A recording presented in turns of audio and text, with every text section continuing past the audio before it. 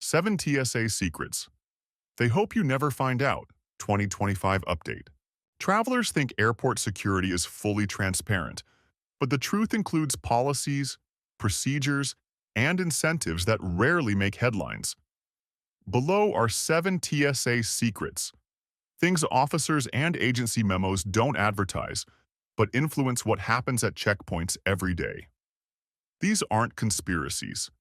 They are practical realities that explain why security behaves the way it does. Use this knowledge to move faster, avoid unnecessary hassles, and protect your rights when traveling. 1. Screening priorities are driven by throughput, not convenience. TSA measures performance by how many passengers pass through checkpoints per hour. That focus on throughput means agents prioritize moving people quickly over giving individualized service. If your checkpoint is busy, you may be directed into a lane that speeds bags through an automated scanner, even if it means more manual checks later.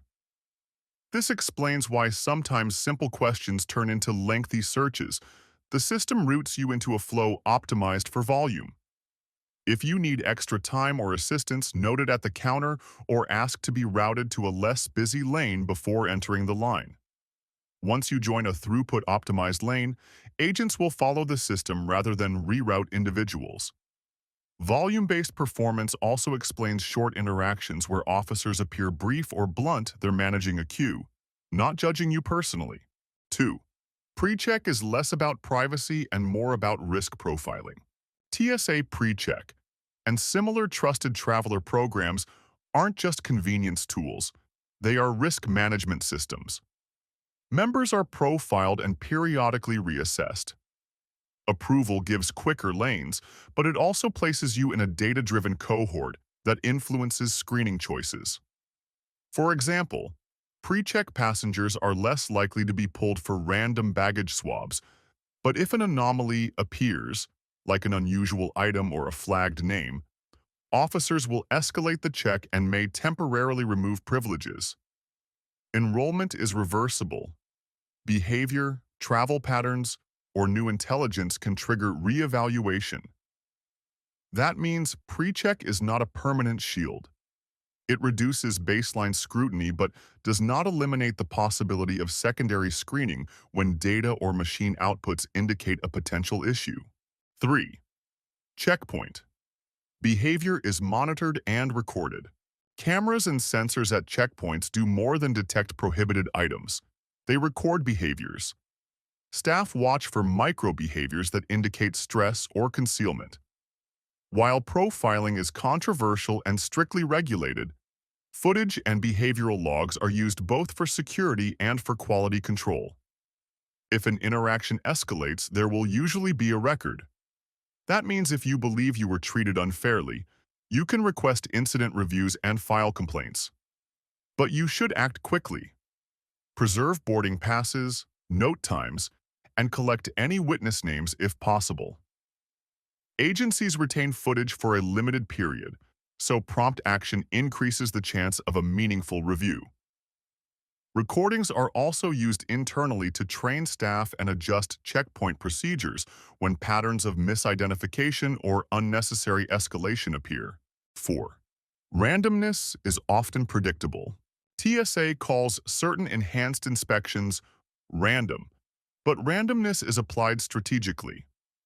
Agents use patterns to select passengers for additional screening. Late check-ins, unusual itineraries, non-standard documentation, and certain seating classes can all increase the odds. Random checks also serve as a deterrent. When passengers believe inspections are unpredictable, compliance tends to increase. You can reduce the chance of being selected by arriving early, carrying proper documentation, and packing to minimize machine flags. Traveling during off-peak hours, keeping itineraries conventional when possible, and avoiding last-minute document adjustments also help. Random selection isn't personal. It's a security tool shaped by risk modeling and operational needs. 5. Technology has limits. Advanced scanners and AI systems are powerful, but they aren't perfect. Machines detect density and shapes. They don't know intent. To reduce false positives, TSA implements rules that influence what passengers can bring and how items are packed. For instance, separating electronics and using clear bags reduces automated flags. Officers use machine output as a guide, then apply judgment. Understanding machine limitations helps travelers pack in a way that minimizes triggering secondary checks and speeds passage. When a scanner flags a dense cluster, officers follow a defined protocol, ask questions, request removal of items, and then decide if a manual search is needed.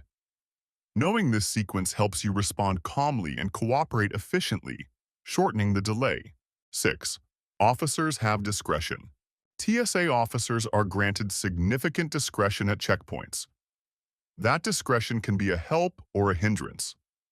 Officers can allow minor rule flexibility, such as permitting a partially filled water bottle to pass if cleared, or they can enforce rules strictly.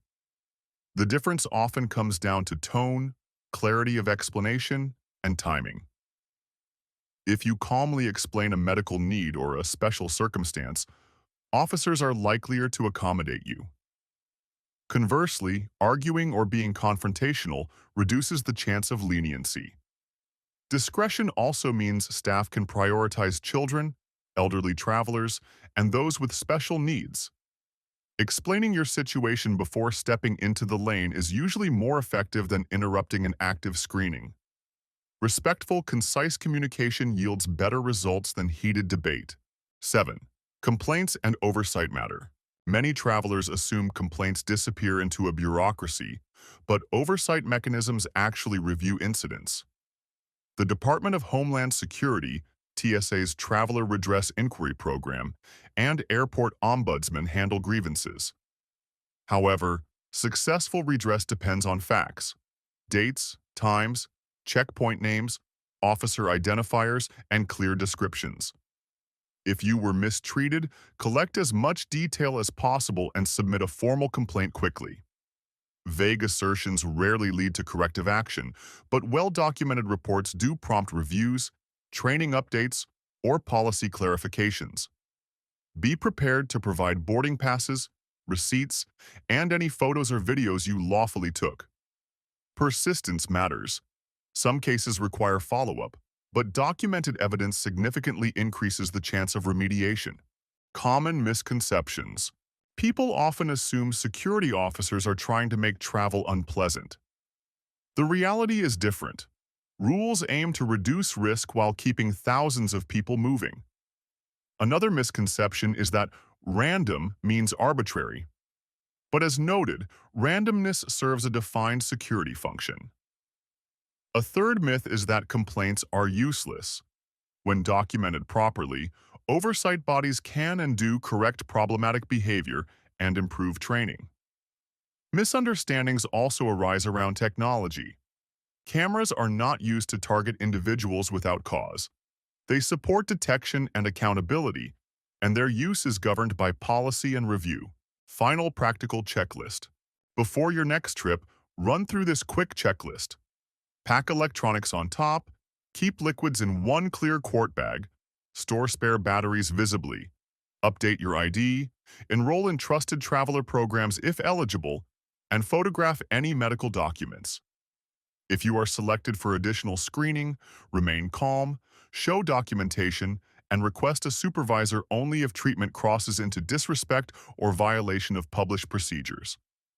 With a few adjustments in habit, you'll find checkpoints smoother and far less intimidating. These 7 realities won't change overnight, but being aware of them reduces surprises. Security works to protect the public, and when travelers understand checkpoint constraints and incentives, the process becomes more predictable and fair. Use these insights not to exploit the system, but to move through it with confidence and fewer disruptions.